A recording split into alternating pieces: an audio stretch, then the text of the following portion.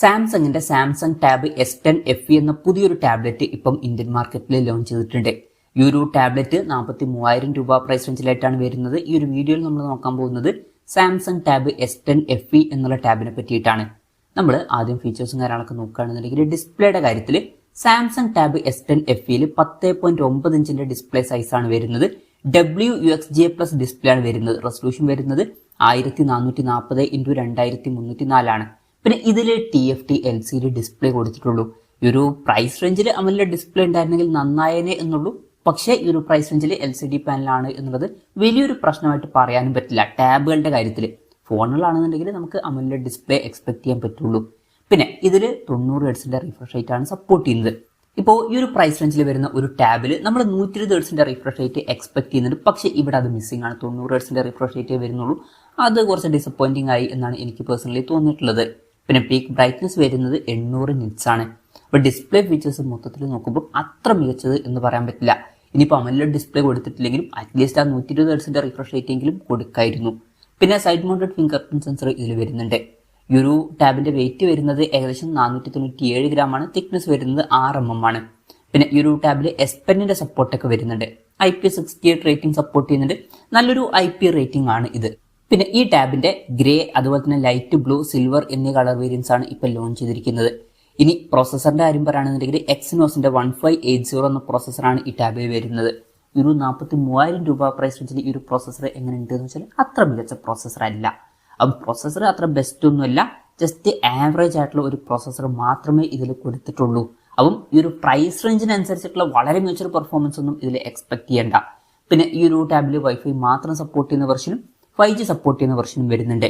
രണ്ട് വെർഷൻസിലും base വേരിയന്റിൽ 8GB റാമും 128GB ഇന്റേണലുമാണ് വരുന്നത്. 12GB റാമും 256GB ഇന്റേണലുമായിട്ട് വരുന്ന വെർഷനും വരുന്നുണ്ട്.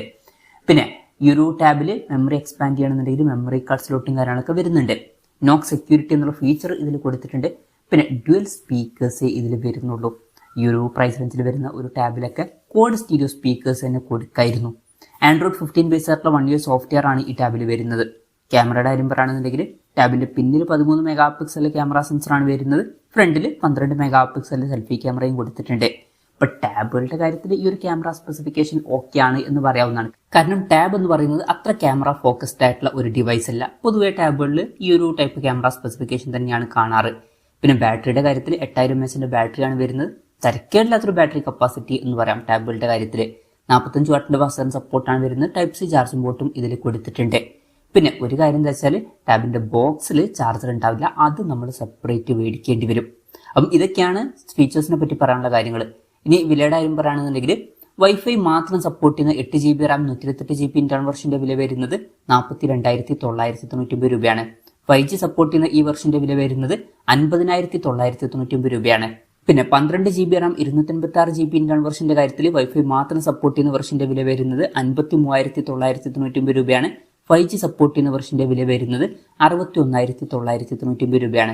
ഏപ്രിൽ 11 മുതലാണ് ടാബിന്റെ സെയിലും കാര്യങ്ങളൊക്കെ സ്റ്റാർട്ട് ചെയ്യുന്നത്. HDFCയുടെ ICICIയുടെ ഒക്കെ കാർഡ് യൂസ് ചെയ്യണമെന്നുണ്ടെങ്കിൽ 5,000 രൂപയുടെ ഓഫ് വരെ ലഭിക്കുന്നതായിരിക്കും.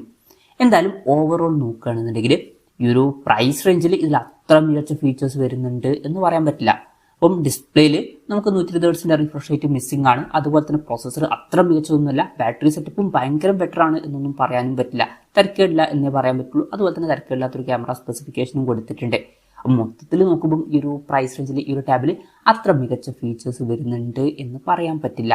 അപ്പം ഈ ഒരു പ്രൈസ് റേഞ്ചിൽ ഇത് അത്ര മികച്ചൊരു ടാബായിട്ട് എനിക്ക് പേഴ്സണലി തോന്നിയിട്ടില്ല.